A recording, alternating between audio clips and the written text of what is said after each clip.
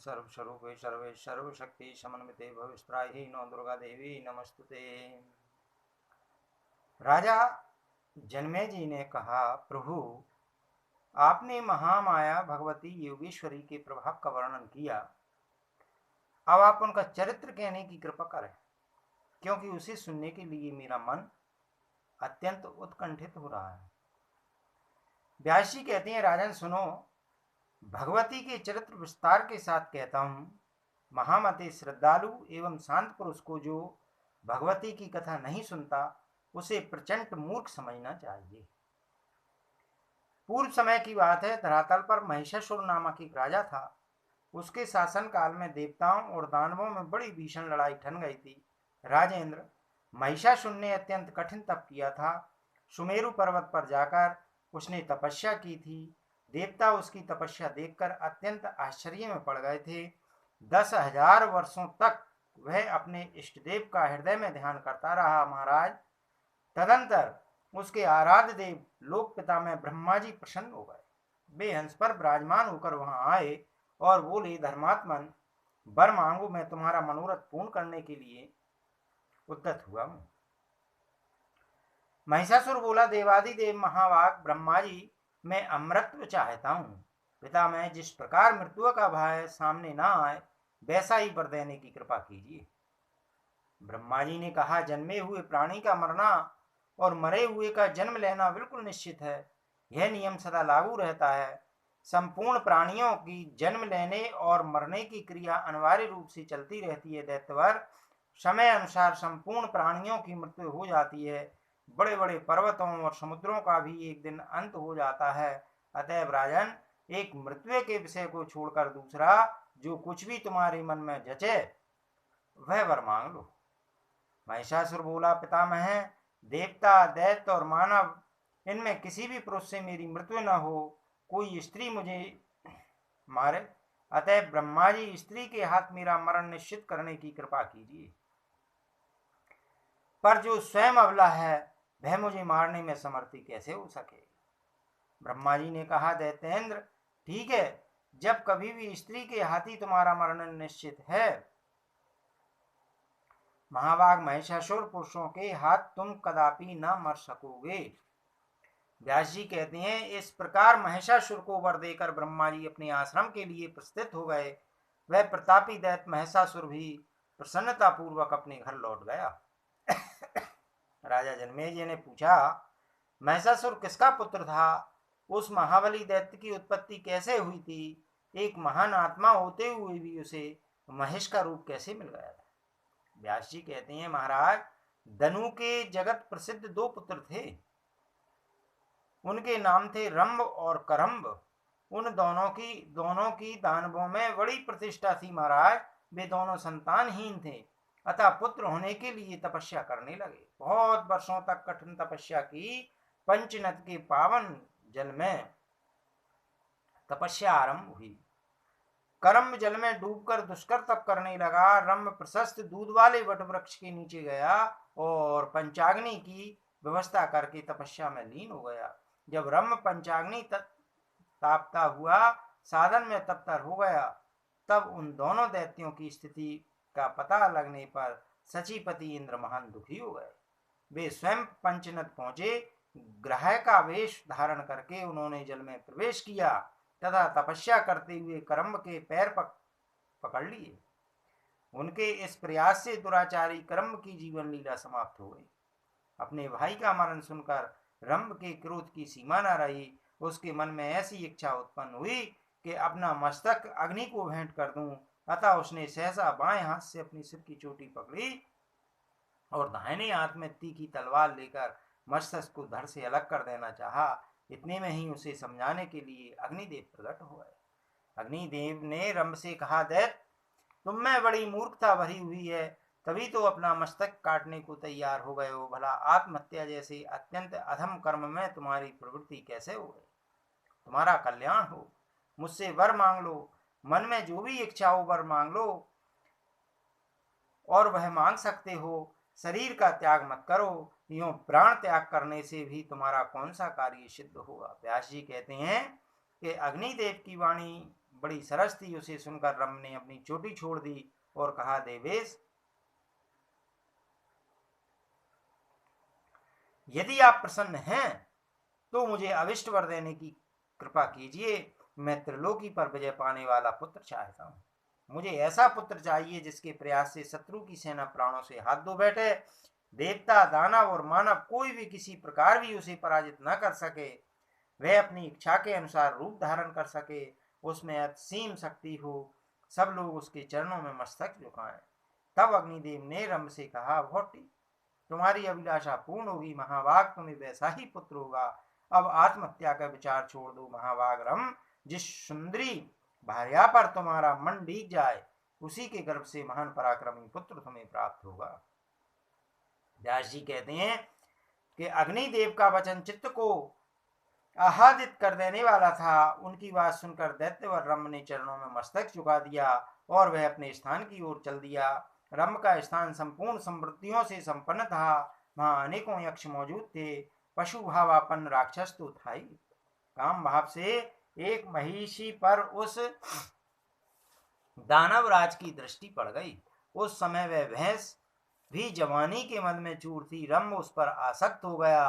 होनी बड़ी प्रबल है, उसके वीर्य से वह महिषी गर्भवती हो गई। एक समय की बात है, कोई एक दूसरा भैंसा उस भैंस पर टूट पड़ा। अतः उस भैंस को मारने के लिए रंभ स्वयं सामने आ गया और उस पर झपटा। वह बलवान भैंसा भी कामांध था। उसने तुरंत अपने सींगों से रंभ पर चोट पहुंचानी शुरू कर दी। उसके सींग बड़े तीखे थे। उस भैंसे ने उन तीखे सींगों के द्वारा रंभ के हृदय में गहरी चोट पहुंचाई। इससे वह दानव मूर्छित होकर पृथ्वी पर गिर पड़ा और उसके प्राण शरीर से अलग हो गए। अपने स्वामी रंभ के मर जाने पर वह बेचारी भैंसे अत्यंत घबराकर वहां से भाग चली। वह वेग पूर्वक एक बट वृक्ष के नीचे जाकर यक्षों की शरण में चली गई।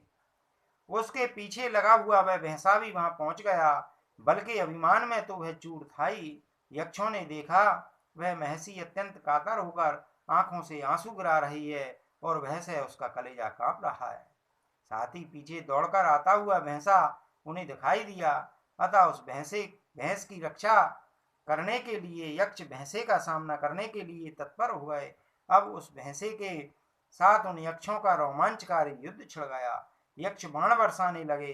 एक ऐसा बाण लगा कि उससे आहत होकर भैंसा तुरंत प्राणहीन होकर पृथ्वी पर गिर पड़ा। रंभ यक्षों का परम प्रेमी था। अतः उन्होंने उसकी लाश लेकर दाह संस्कार करने के लिए चिता पर रख दी। पति के मृत शरीर को चिता पर देखकर उस महर्षि के मन में भी निश्चित विचार हो गया कि मैं भी पति के साथ सती हो जाऊं। यक्षों के रोकते रहने पर भी उसके विचार में परिवर्तन नहीं हुआ। वह जलती हुई चिता में बैठ गई। उसने अपने प्रेमी पति को हृदय से चिपका लिया। उसी समय चिता के मध्य भाग से महाबली महिषासुर निकल आया। पुत्र पर कृपा करने वाला स्वयं रंभ भी एक दूसरा शरीर धारण करके रक्तबीज के रूप में चिता से निकला। यों महिषासुर और रक्तबीज इन दोनों की उत्पत्ति महाबली रंभ से ही हुई। तदंतर मुख्य दानव एकत्रित हुए और उन्होंने महिषासुर को वहां की राजगद्दी पर अभिषिक्त कर दिया। राजन, महिषासुर देवताओं, दानवों और मानवों सबसे अवध था। महाराज, महान आत्मा महिषासुर के जन्म का तथा उसके वरदान का यही प्रसंग है। व्यास जी कहते हैं, इस प्रकार महिषासुर नाम से प्रसिद्ध वह दानव संपूर्ण जगत पर शासन करने लगा। वर पा जाने के कारण उस पराक्रमी दैत्य को अत्यंत अभिमान हो गया था। समस्त प्राणी उसके अधीन रहते थे। उसने समुद्र पर्यंत सारी पृथ्वी को अपने बाहुबल में से जीतकर स्वयं उसकी रक्षा का भार संभाल लिया था।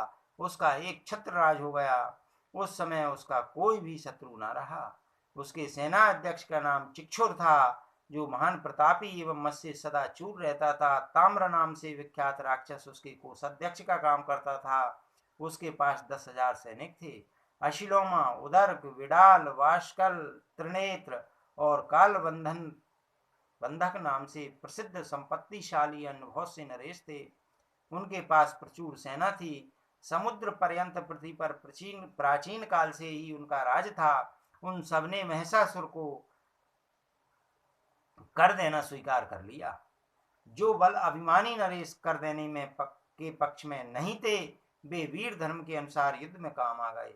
महाराज, ब्राह्मणों ने भी महिषासुर की अधीनता स्वीकार कर ली। यज्ञ में वे उस दानव को भी भाग देने लगे। अखिल भूमंडल में महिषासुर एक क्षत्र राज का उपभोग करने लगा। वरदान के अभिमान में चूर होकर उसने स्वर्ग पर विजय पाने का निश्चय किया।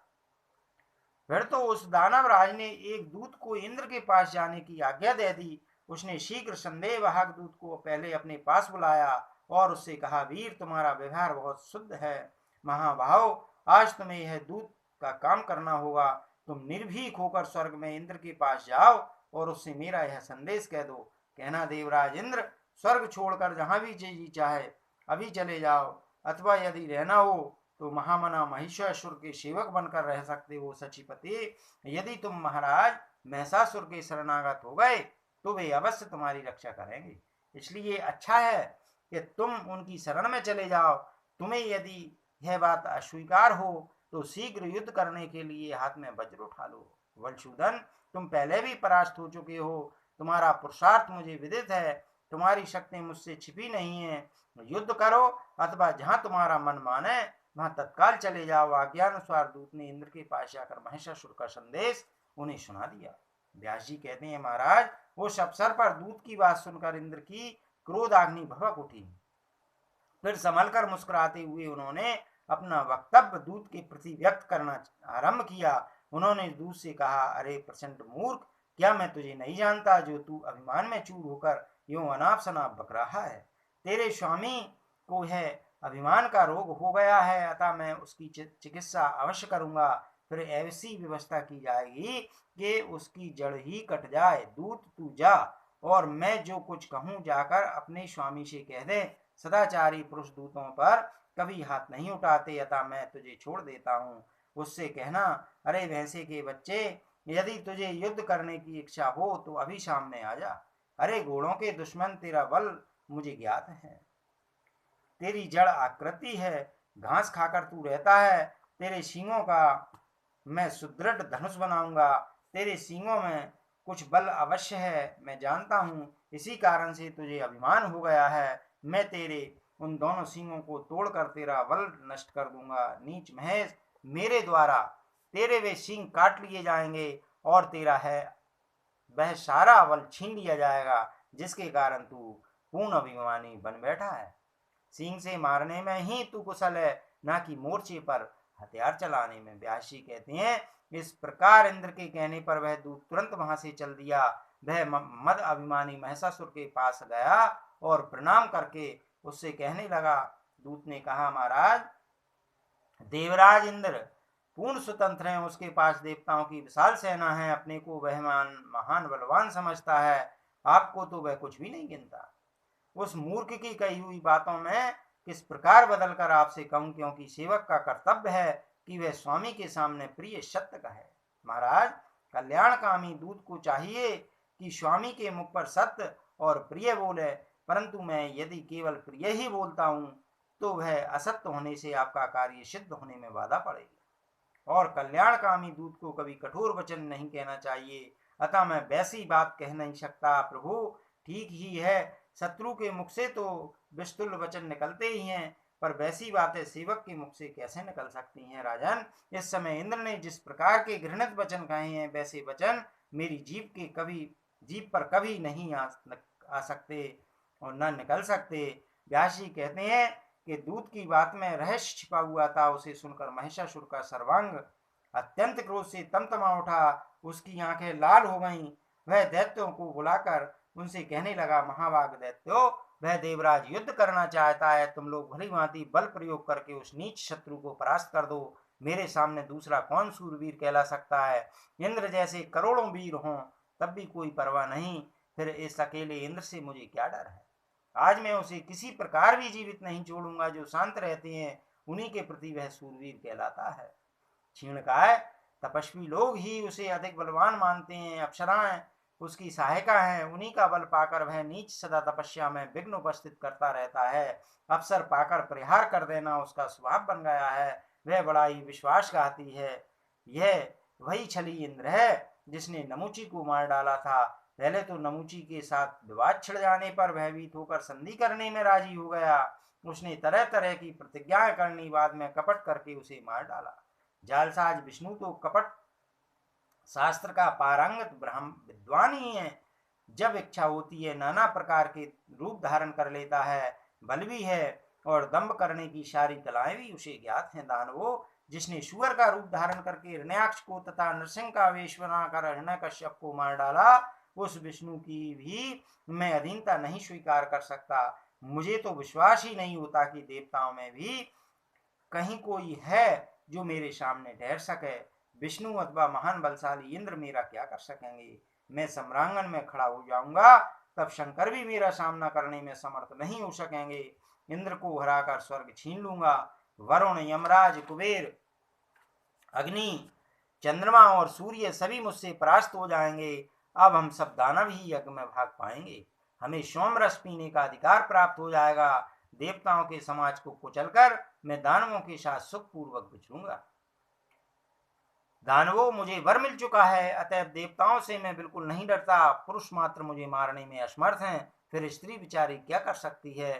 शीघ्रगामी दूतो, तुम्हारा परम कर्तव्य है पाताल एवं पर्वत आदि विभिन्न स्थानों से प्रधान प्रधान दानवों को बुला लाओ और उन्हें मेरी सेना के अध्यक्ष बना दो। दानवों, संपूर्ण देवताओं को जीतने के लिए अकेला मैं ही पर्याप्त हूँ, फिर भी मेरा गौरव बढ़ जाए। यथार्थ इस देवासुर संग्राम में निमंत्रण देकर आप सब लोगों को सम्मिलित करता हूँ। निश्चय ही मैं सींगों और खुरों से देवताओं के प्राण हर लूंगा। वरदान के प्रभाव से मुझे देवताओं का रत्ती भर भी भय नहीं है। देवताओं, दानवों और मानवों से अबद्ध होने का वर मुझे प्राप्त है। अतएव आज आप लोग स्वर्ग लोक पर विजय प्राप्त करने के लिए तैयार हो जाओ। दैत्यो, स्वर्ग पर अधिकार प्राप्त करने में नंदन वन में विहार करूंगा। मेरे इस उद्योग से तुम्हें भी परिजात के फूल सूंघने को मिलेंगे। देवांगनाएं तुम्हारी सेवा करेंगी। कामधेनु गऊ का दूध पीने को मिलेगा। अमृत पीकर तुम लोग आनंद का अनुभव करोगे। दिव्य गंधर्व नाच और गाकर तुम्हारे चित्त को आह्लादित करेंगे। उर्वशी, मेनका, रंभा, घृताची, तिलोत्तमा, प्रमद्वारा, महासेना, मिश्रकेशी, मदोत्कटा और विप्रचित्ती प्रभृति अप्सराएं नाचने एवं गाने में प्रवीण हैं। वे अनेक प्रकार की मदनाओं का सेवन करके तुम सब लोगों के चित्त को अत्यंत प्रसन्न करें। अतः देवताओं के साथ संग्राम करने के लिए स्वर्गलोक में चलना सबको सम्मत हो तो आज ही तैयार हो जाएं। पहले मांगलिक कृत्य कर लेने चाहिए। सबकी सुरक्षा के लिए अपने परम गुरु मुनिवर शुक्राचार्य को बुलाकर भली भांति उनका स्वागत करें और उन्हें यज्ञ में नियुक्त कर दें। व्यास जी कहते हैं, राजन, महिषासुर की बुद्धि सदा पाप कर्म में रहती थी। दैत्यों को उपयुक्त आदेश देकर वह तुरंत अपने महल में चला गया। उस समय उसके मुख पर प्रसन्नता के चिन्ह झलक रहे थे।